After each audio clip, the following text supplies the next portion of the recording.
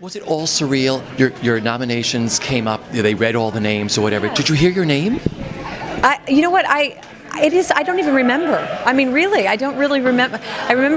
Yes, I remember hearing my name, and then it wasn't with a "krr," it was with an "eh," and then I went, "What?" And I think I cursed, and then I jumped up, and then I remembered to go back and touch my husband on the arm, and then I don't know what happened. I think I blacked out because I don't know. I didn't write a speech, but it was a whirlwind. It was one of those things that'll always be joyous when I remember it. I love that you didn't write a speech, but what was the walk up there like? What goes through your head? Well, I'll tell you, there were wires and things like that, and I thought, what if I'm going to fall down?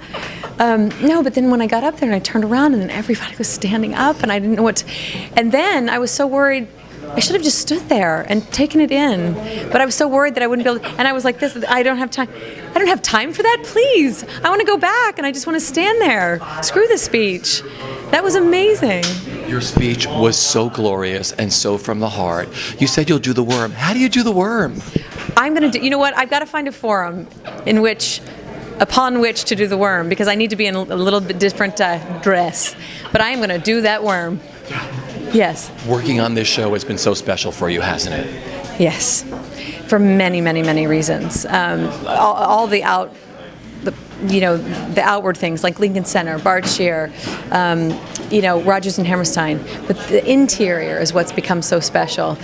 Anna, who she is, what she's about, the women in the show, and the kind of king that Ken Watanabe has chosen to play. This man searching for something better for his country. It means so much to me to feel like there's a purpose in it all. What was this whole week like for you leading up to tonight?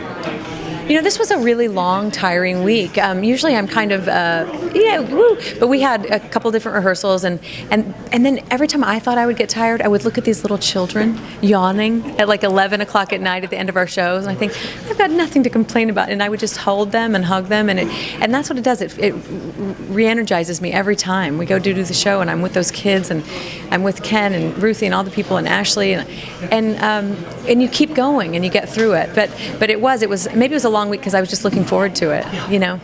Was there anybody you forgot to thank that you'd like to do at BroadwayWorld? Yes.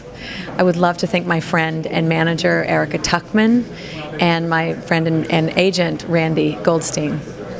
They're wonderful and have done so much for me in my life. Hold your Tony up. I want you to spin it, but I want it to tell me what comes to mind. When I spin my Tony? Stare at that. I don't need you, but I really, really like you.